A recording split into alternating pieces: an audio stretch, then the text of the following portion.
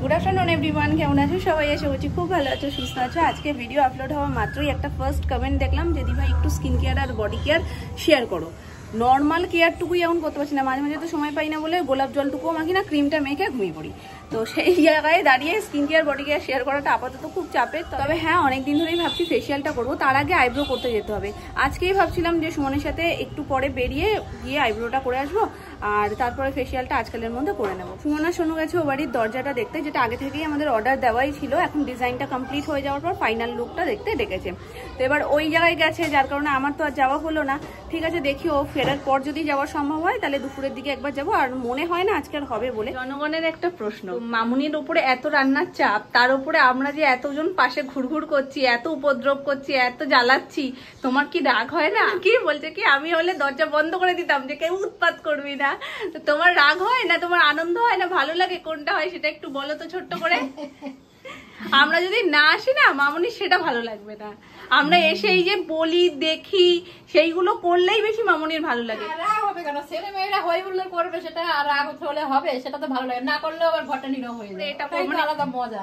আমরা পাশে এসে নানান রকমের কথাবার্তা বলি, গল্প করি দাঁড়িয়ে দাঁড়িয়ে, এইভাবেই আস্তে আস্তে রান্না বান্না সব হয়ে যায়।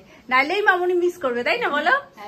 আবার এটা বলে নিচে লিখে দিয়েছে যে মজাই করছিলাম, কিন্তু আমারও কমেন্টটা এত মানে পড়ে ভালো লাগলো, আমি ভাবলাম ঠিক আছে মামুনির কাছে একটু ট্রান্সফার করে দিই, মামুনিও বলুক মামুনির কিরকম লাগে। তা কিছু আমার কাজ ছিল, সেগুলো সব কমপ্লিট। অ্যানিকে খাওয়ানো হয়ে গেছে, হাতে এখন 5 থেকে 10 মিনিট সময়।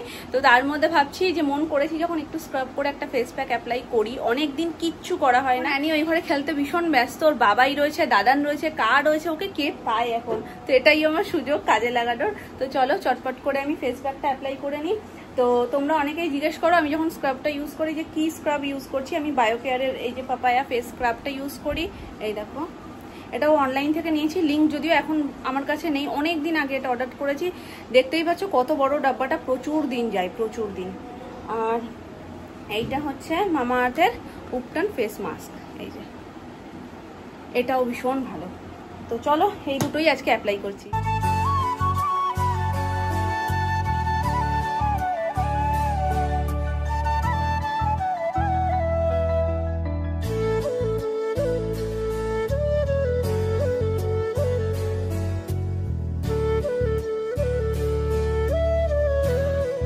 মুখে কিছু লাগানো থাকবে, এত কথা শুনতে হয়, ওই জন্য আমি এই সময় লাগাই না। অনেক দিন পর আজকে যেহেতু একটুখানি ওই টাইমটা ফাঁকা পেয়েছি বলে লাগিয়েছি। কাকাই বলছে কি মুখে কি লাগিয়েছে, বললো মা চুন। কাকাই বলছে মুখে চুন লাগিয়েছে, বাপি বলছে তোমার যাত্রা কটা থেকে শুরু। ভাবো, এই জন্য আমি কিছু করি না। কাই জায়গায় একটা দেখ, এক সময় তো নেওয়াও যায় না, হাসতে হাসতে পেট ব্যথা হয়ে যায় পুরো। আজকালার কোপ্তায় না আমরা একটা বুদ্ধি বার করেছি শাশুড়ি বৌমা মিলে, যে কোপ্তাটা এই যে ভাজা করে রাখা হয়, তারপর তো ঝোলটা আলাদা করে ওপর থেকে দিয়ে দেওয়া হয়। আগের দিনও তোমাদেরকে দেখিয়েছি যখন কাঁচকলার কোপ্তা হয়েছিল। মেনলি এটা ছানা আর কাঁচকলা দুটো মিলিয়ে কোপ্তাটা হয়, একেই নরম নরম, তারপরে যদি ঝোলটা ওপর থেকে দেওয়া হয় না, আরো ব্যাপারটা নরম হয়ে যায়।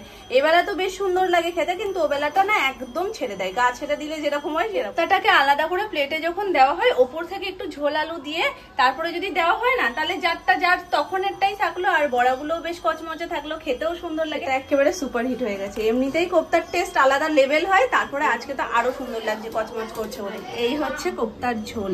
সোনুও বলেছে রান্না করতে, শুনতে পেয়ে বলছে কি বলো আমিও বলেছি। হ্যাঁ, ও বলেছে, আমিও বলেছি, মামুনিও বলেছে। ঠিক আছে, তোমায় ক্রেডিট দিয়েছি।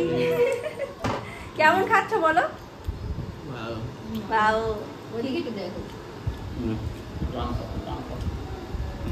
ঢং করে কিরম কাঁদো দেখি দাও, তো দেখি দাও তো।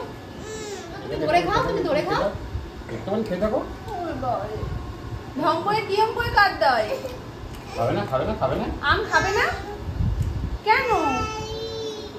ভাই ডাকবে, ভাই দেখছি না। আচ্ছা চলো আমরা মনটা ওইদিকে করে রয়েছে। মিষ্টি আম একটা খাও। টাটা।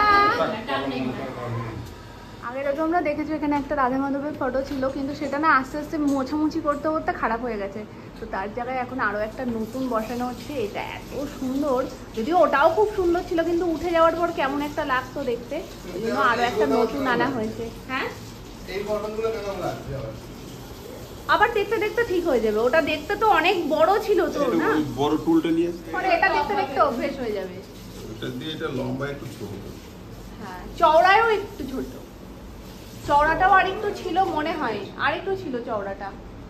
কিন্তু মুখটা দেখো এত সুন্দর, মানে চোখ সরানো যায় না। ঠিক আছে না, একটু আরেকটু হেলিয়ে দাও।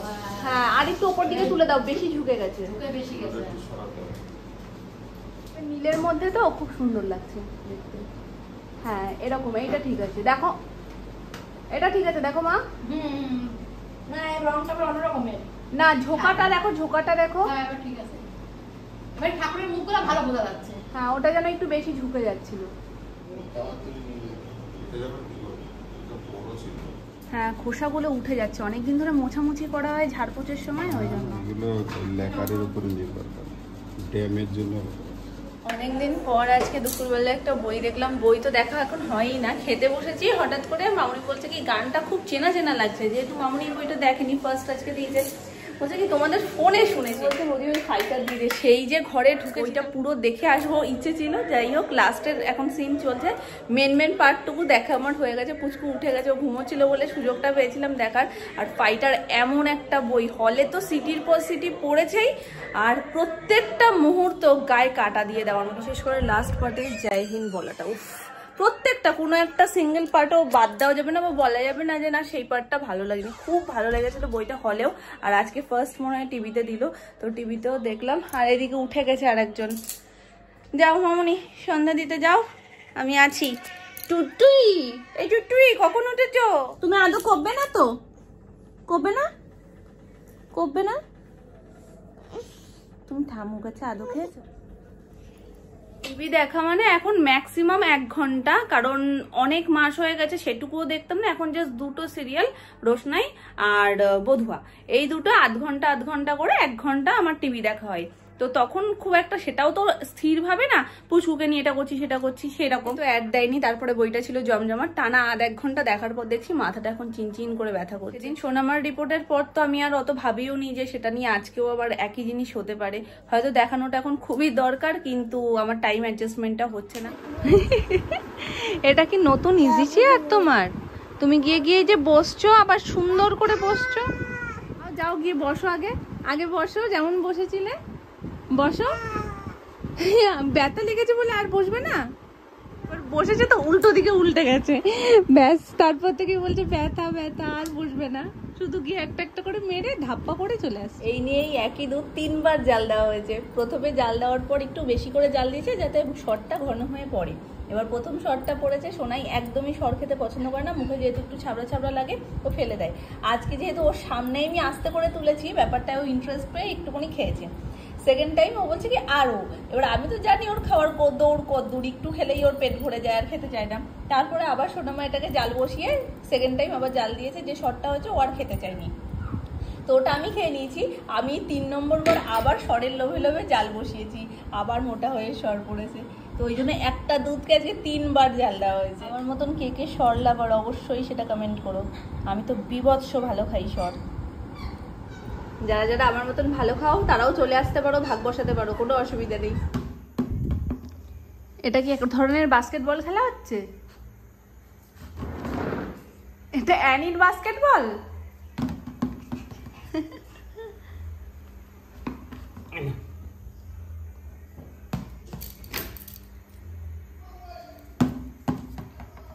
এটা কি হচ্ছে রাত্রিবেলা? এটা ঝা কোথায় গেল? এই যে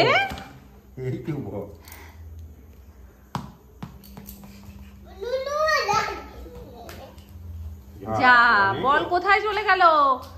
না ধরলে কোনো ব্রেক নেই, হুড় করে দৌড়চ্ছে জানো। ওর পেছনে চলে গেছে।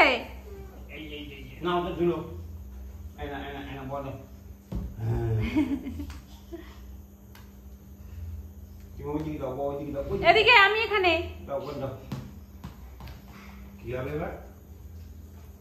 ধরে রাখছে, ভালো লাগছে না ওর সেটা।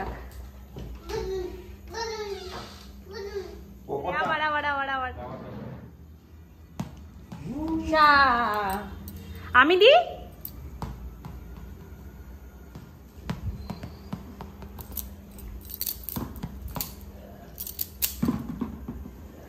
চামদি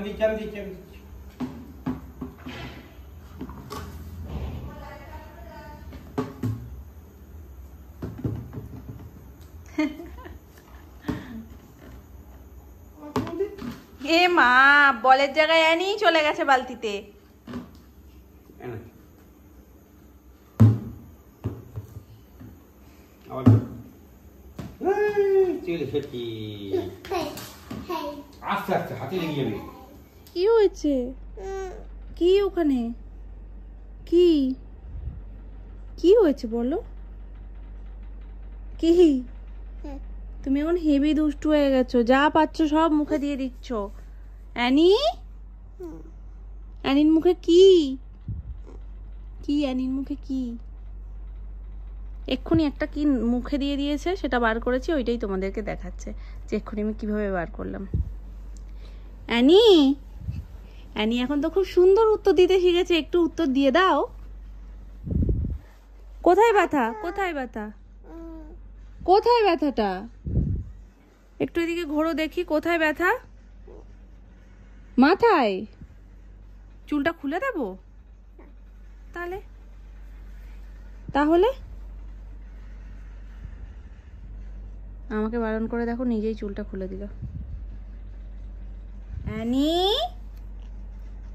অ্যানি, ভালো আছো? ভালো আছো তুমি? এটা কি করছো? টাপাটি। ভালো আছো? বলো, একটু বলো, বলো। ফাটাফাটি বুঝলাম, কিন্তু একটু বলো ভালো আছো? হ্যাঁ, একটু জোরে বলো, ভালো আছো? অ্যানি, দেখেছো কি দুষ্টু, নিজের খেয়ালে রয়েছে, এখন আর কোনো উত্তর নেই। ভালো আছো? হ্যাঁ, ভালো। ফাটাফাটি তো বুঝতে পারলাম, কিন্তু গাডারটার মধ্যে ফাটাফাটি কি পেলে?